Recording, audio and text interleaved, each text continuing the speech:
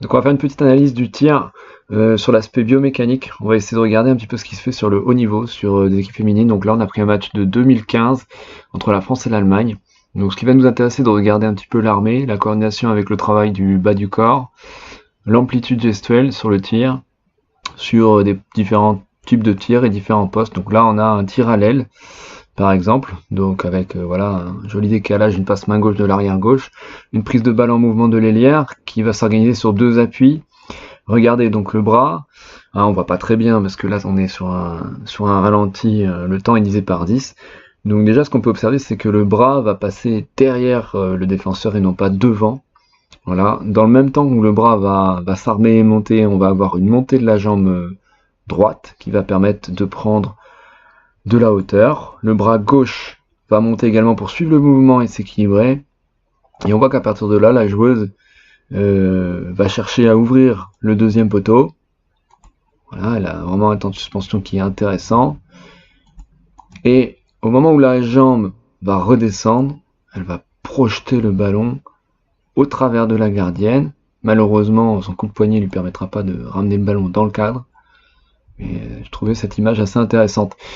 Là, donc, on a une joueuse allemande qui va effectuer un tir donc en extension plein axe. Donc, on voit coordonner à l'armée par en dessous la montée de la jambe droite de la même manière, la poussée donc de la jambe gauche. Et au moment du shoot, on va pouvoir basculer l'épaule droite vers l'avant.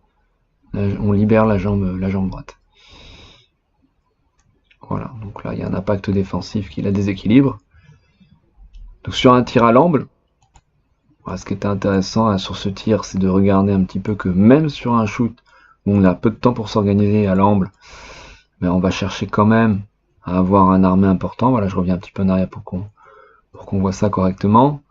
Donc regardez l'armée. Donc l'armée, voilà, il passe bien derrière. On est vraiment sur un armé très très ample, un appui très fort au sol et une poussée. On voit la poussée là très nettement quand la jambe gauche bascule. On voit que les deux pieds décollent, donc on a vraiment poussé fort au sol aussi également.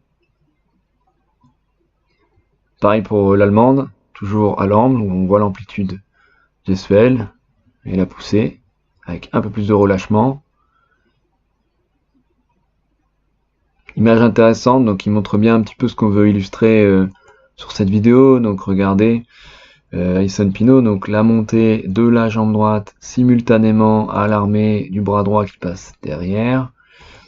Le bras gauche qui permet de s'équilibrer et qui suit le mouvement, qui n'est pas un poids mort pour le saut. La poussée. Là, elle va faire une espèce de petite feinte. Elle va armer.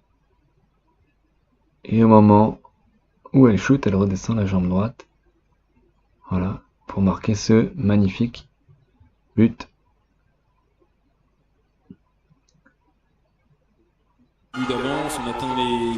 Donc là, notre tir, vitesse réelle.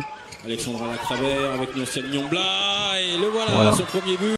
L'idée c'était d'illustrer que même sur un shoot, on a peu de temps pour s'organiser. Voilà, elle pose un dribble, donc elle laisse penser qu'elle va décaler sur la joueuse qui se situe à droite, je crois que c'est Lacravère. Et en fait, elle déclenche très vite. On voit que le bras droit, il passe, même si elle déclenche très vite, le bras droit passe derrière. Elle prend vraiment le temps d'armer au maximum son shoot, ce qui va lui permettre d'avoir un shoot qui prend de la vitesse. Si vous n'avez pas d'amplitude, il est clair que sans amplitude, le ballon ne peut pas être projeté vite. Voilà. Donc j'espère que cette vidéo vous aura aidé et aura un peu mieux illustré ce qu'on peut attendre de vous en tant que joueuse sur les entraînements.